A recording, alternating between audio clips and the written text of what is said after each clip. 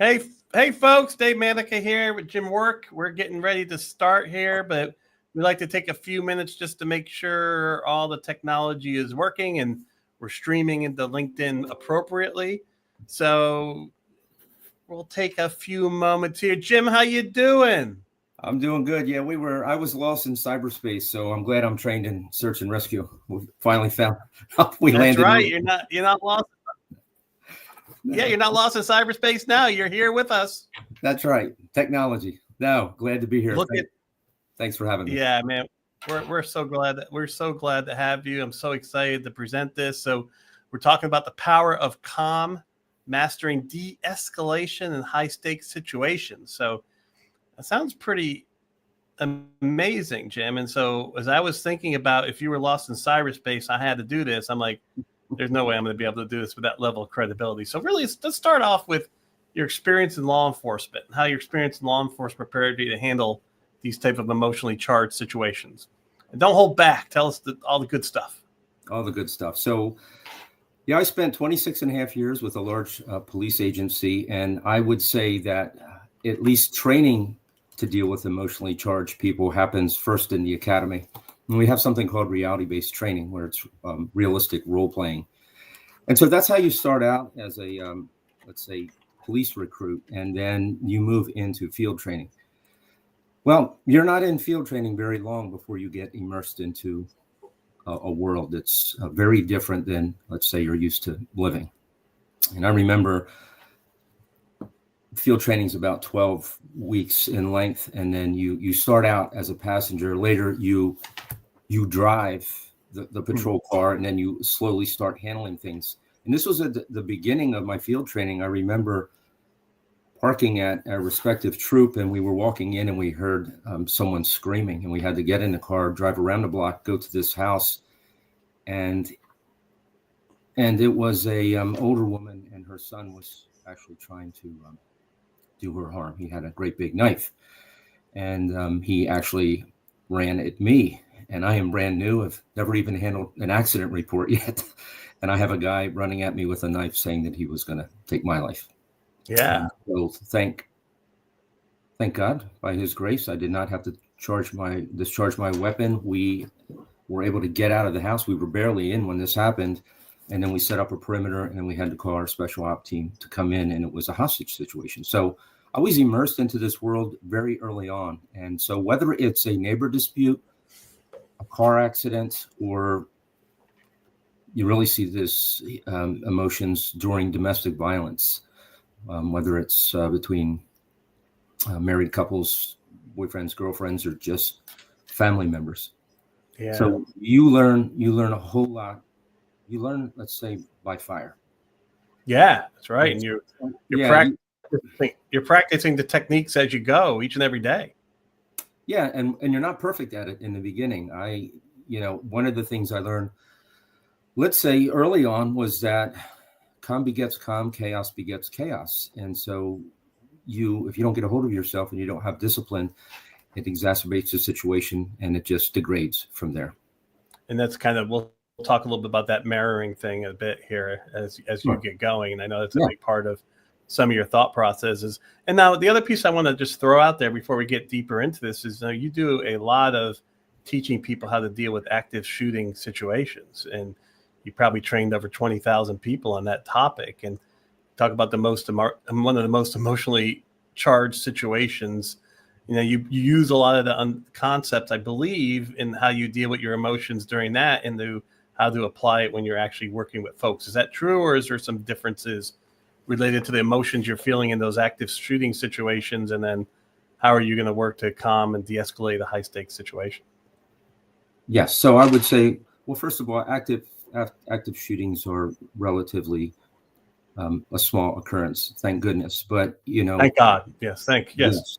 Absolutely. So during my career, I spent time in patrol in the K-9 unit on our special operation response team, which is kind of like a SWAT team, and then also the longest leg of my career was in training, and where I trained officers in weapons and tactics and how to respond to life-threatening encounters. And so we do a lot of realistic stress inoculating training during that phase. So I would say that, yeah, in 2006, I started moving into the civilian world, starting with where my wife and my children were attending a school. I was asked to come in and speak. And then I recognized that so many people outside of my world, which was just consumed with training and crisis situations, that a lot of people really didn't know much about personal safety and security. So it's true. I have been in front of thousands and thousands of people all over the country trying to share the things that I've learned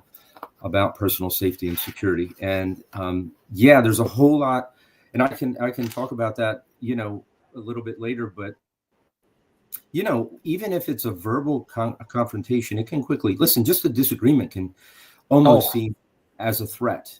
And the media, you start looking at those road rage situations, how they just blow up, and like it's just one thing, and then next thing you know, it's chaos.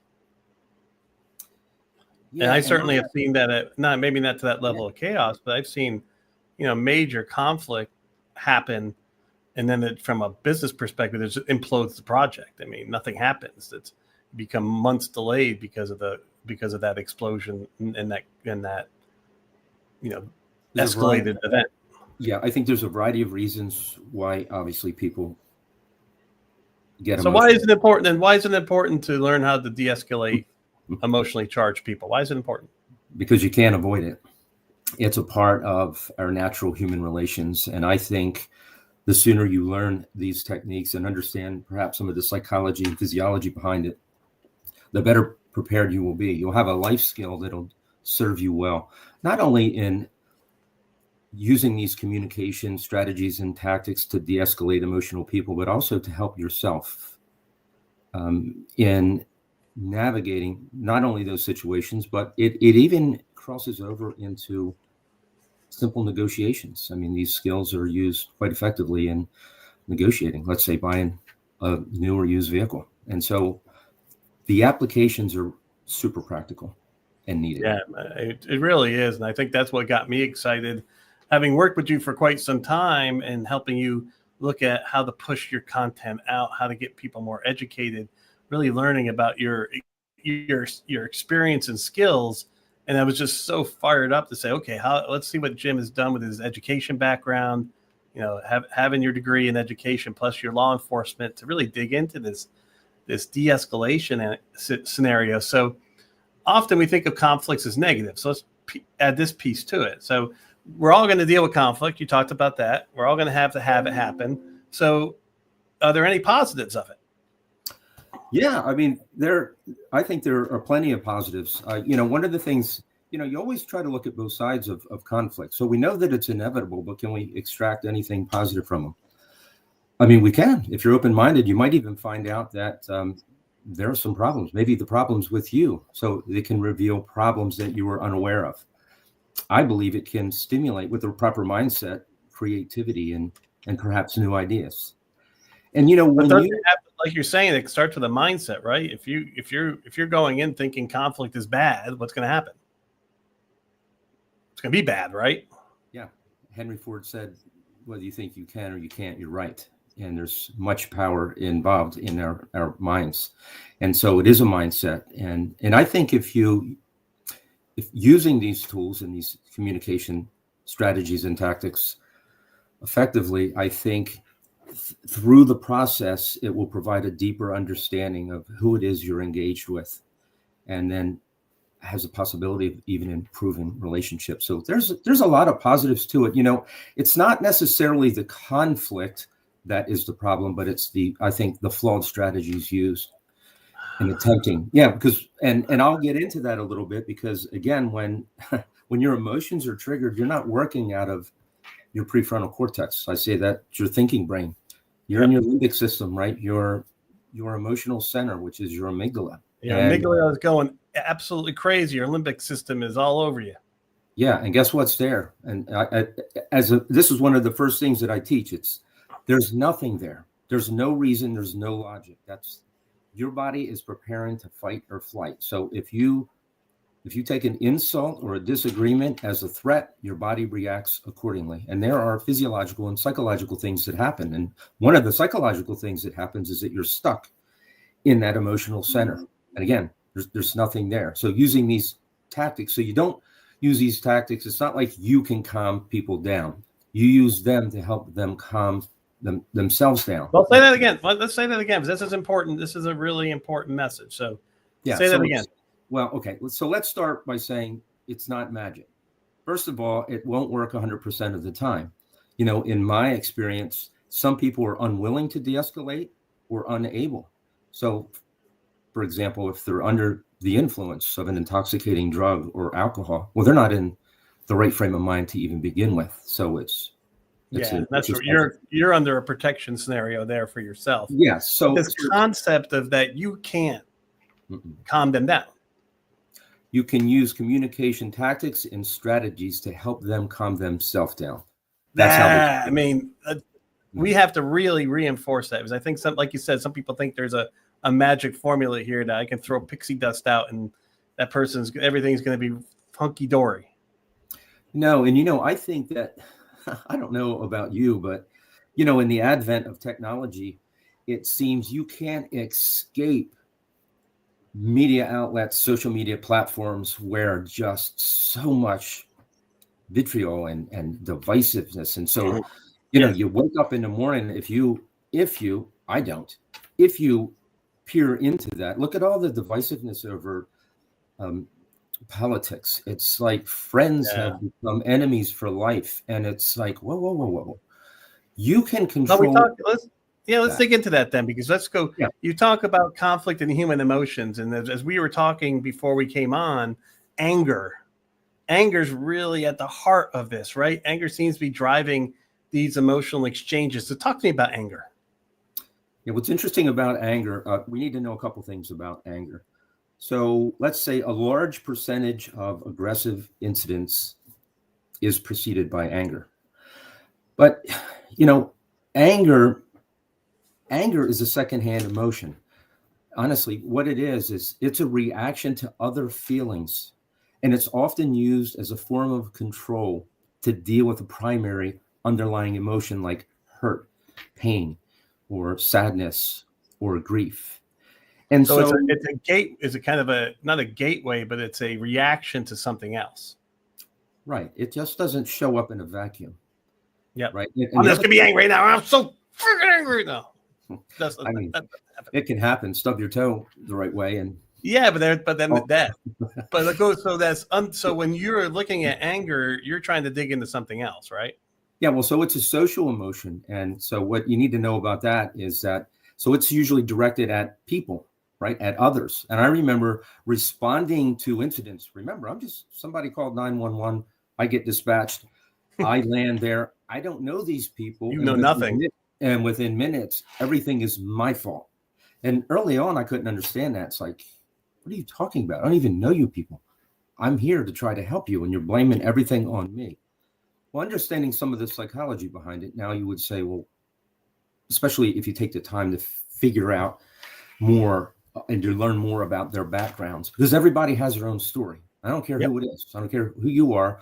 If you're walking this planet, you have your own story. And there's a lot of heart-wrenching stories in the background, but you won't know it.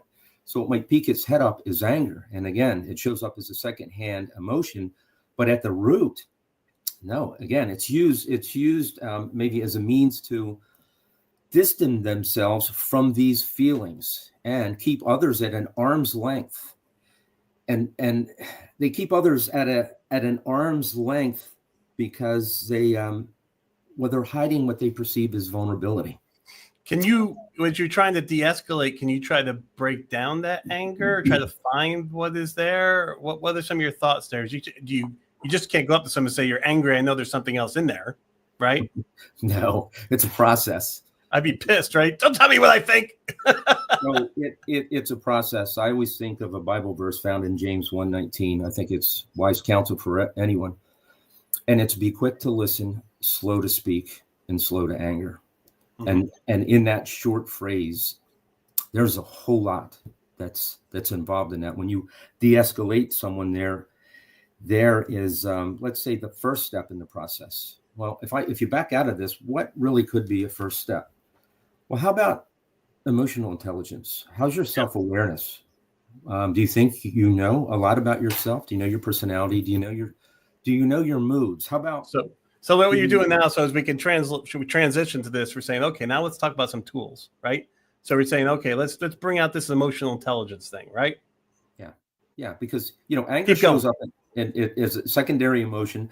Sometimes it just flies on the screen because we feel a need to defend ourselves. Again, there's always underlying reasons why that's so. Well, we like to save face. One of the things that I've learned in law enforcement, when you go into a bar and there's a bar fight, so generally, if there were a bunch of us police officers, sometimes we would have to go hands-on. The only time I've never seen that happen was when I was in the canine unit. For some reason, everybody got sober really quick. But if you're going in there as a human, again, those you'll have maybe an intoxicated, let's say, male, and he, under the influence of alcohol, is maybe braver, and maybe he's something that he's generally not. You wouldn't see. Yeah, you wouldn't see if he was sober, but he has something to prove, and so he's going to mouth off. And so you could take that personally, or you could recognize what he's trying to do and what is actually happening. Number one, he's not thinking straight. Number two, probably won't even recall the words that come out of his mouth. And number three, he's probably trying to save face. Well, I'm going to help him save face, and rather than why engage? I mean, I can get hurt, or everybody can get hurt. So you always try to approach it by using common sense and communication skills. And that goes back to that self-management thing, right? So self-awareness and self-management. So kind of starting to get into some of these, when de-escalating someone who's emotionally charged, what that first step, you started talking a little bit about emotional intelligence. Kind of dig into that more. Yeah, so I think self-awareness, if we start with self-awareness, you need to really pay attention to that. So you might say, well, I'm super self-aware. Most people aren't as self-aware as they think they are. And I know this because I talk about not only self-awareness, but I teach about situational awareness. Yep. And there's a variety of reasons for that. And, going back to technology, just technology with social media and media outlets, they work as a force multiplier by repeating violence, sensationalizing, and just constantly toying with emotions. So at any given time, people are absolutely on edge. And that's so you're kind of saying from an awareness standpoint in our environments, we got to really think that no matter what, there is a feeling of pessimism and a feeling of anxiety going into everything you do. And you got to prepare for that. If an escalation occurs, means it might escalate faster because there's already some fuel underneath there. Yeah, at a high level perspective, you should take into consideration what is happening in the world, or at least the world that you live in. And then you look at you and you say, well, how self-aware are you? Well, maybe you are, but guess what? We all have systematic errors in our thinking, and researchers call this cognitive biases, and they're extremely, extremely powerful.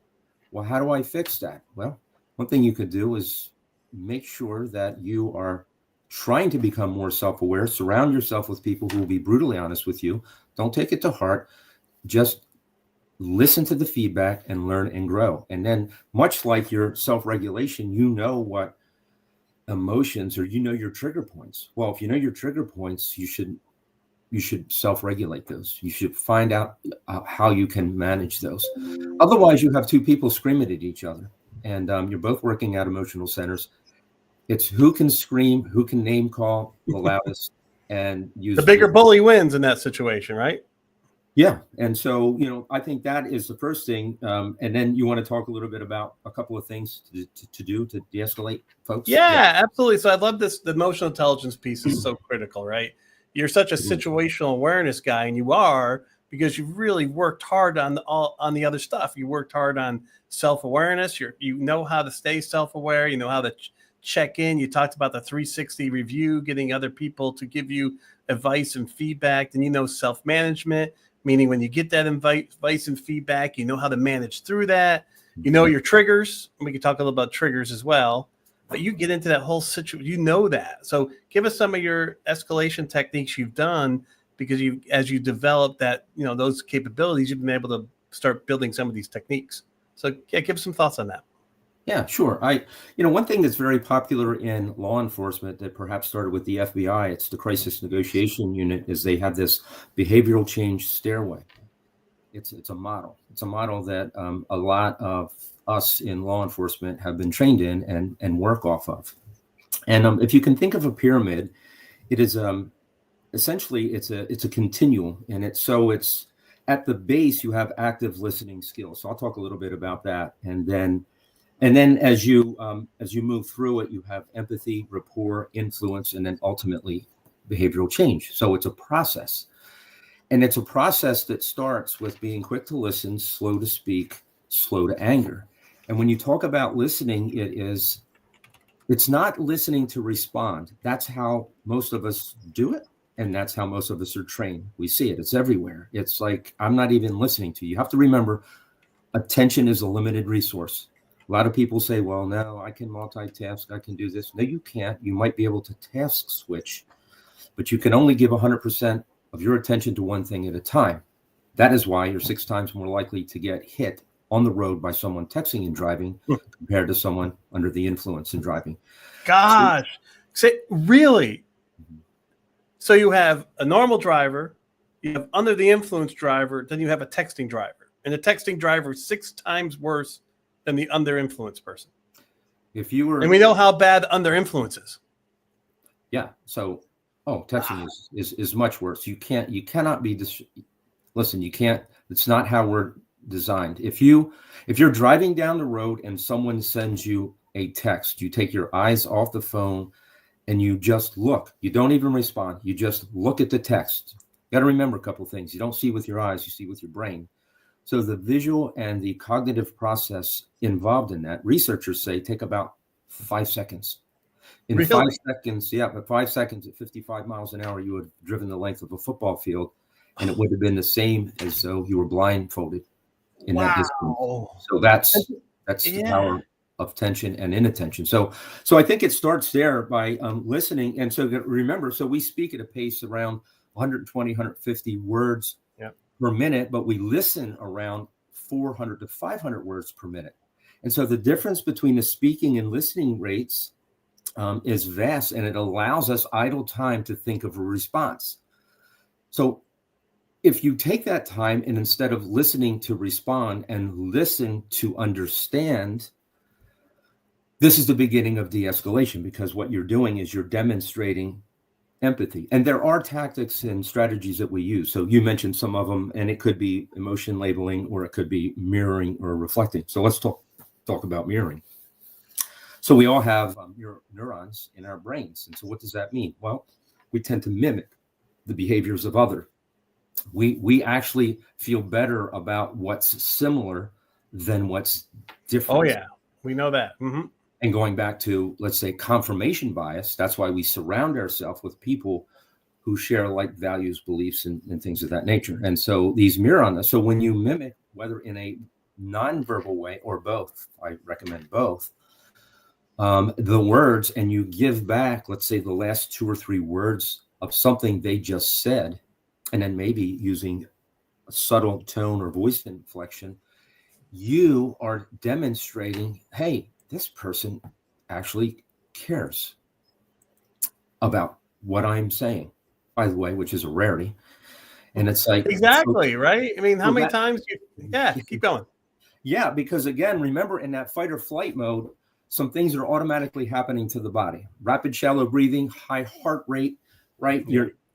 Things are happening to you. And when you are rapid shallow breathing, you don't have oxygen to the brain, right? You don't have this superior oxygen exchange, right? The cortisol going through, the adrenaline, all affect cognition. Keep going. So then when they start settling down a little bit, right, they're getting more oxygen to the brain. You're helping them move from the emotional center up to the thinking brain. And that's the goal. That's one of the first steps. And you use some of these tactics, or maybe labeling an emotion. And it's often been said that don't ever let an emotion go by without labeling it. And so you might say something like, it seems that this has really upset you. And what they would say is, you're darn right, it's upset me. And they need to say that. And they need someone to recognize, I'm upset. Why aren't you listening to me? You're just trying to tell me to calm down, but you're not realizing I'm upset. Yes. And so, I think when you use proper tone, because sometimes it's not what you say, it's how you say it, and you know that, right? It's how you say something is much more impactful than sometimes what you 30%. say. That's 30% of understanding. Words are 10%. Tone Yes, is 30%. and Body language is the rest. Keep going. yep, Yeah, great. Good point. yep. Tone and sincerity, it radiates a warmth that allows them to be understood, and it pushes them in a safe place. And it doesn't happen like that, right? It takes time. It takes time. And guess what? You don't introduce your ideas, your wise counsel, your tips. You don't start using accusatory language. Well, you shouldn't. Some people think, well, calm down, calm down. They think that that's good. No, that exacerbates the Oh, situation. don't tell me to calm down. I mean, that's that's the initial reaction. Well, sometimes people even say, well, I understand. Actually, you may understand, but we don't recommend that you say that. You just say, I'm listening. Right? It's not about you. It's 100% focus on using these strategies and tactics to de-escalate them.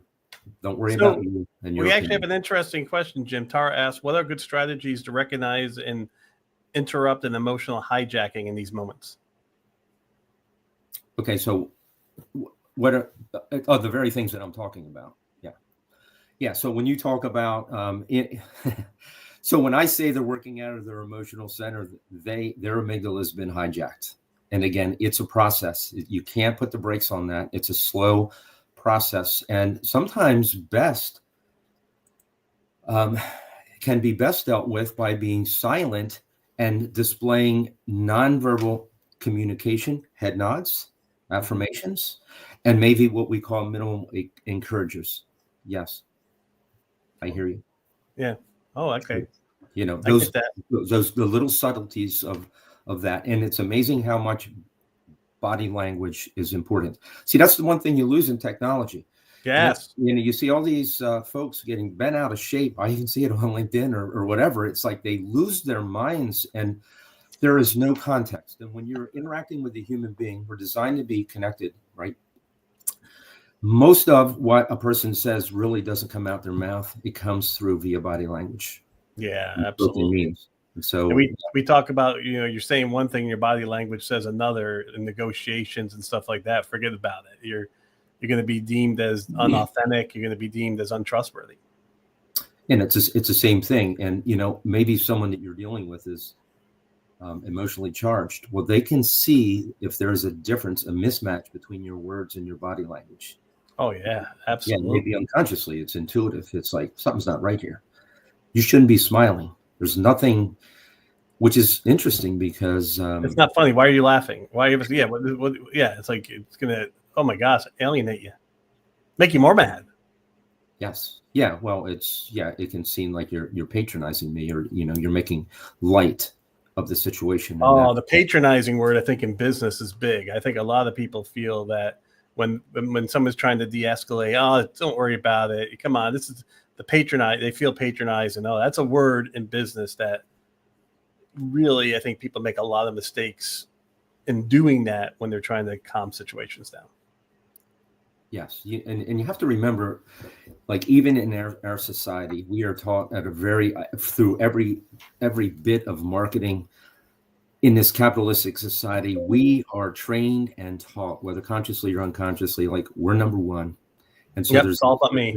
Yeah, there's a self-centeredness piece that it's threaded through almost all of us who live in this society, and so when you walk into something like that, you recognize that. I mean, you don't call them self-centered, narcissistic, or whatever. You just recognize that, maybe part of who they are is a result of where they live and what they've experienced. Again, not knowing the other, maybe traumas or things that have. Oh, yeah, you don't know for sure, and that's something you work out later. I mean, initially, your number one goal is to calm the situation down, so it doesn't blow up. And in business, you're not going to have people punching each other, hopefully, but that does happen. But you do lose a lot of efficiency. You lose a lot of creativity when somebody improperly de-escalates, and then you lose that camaraderie. You lose the morale.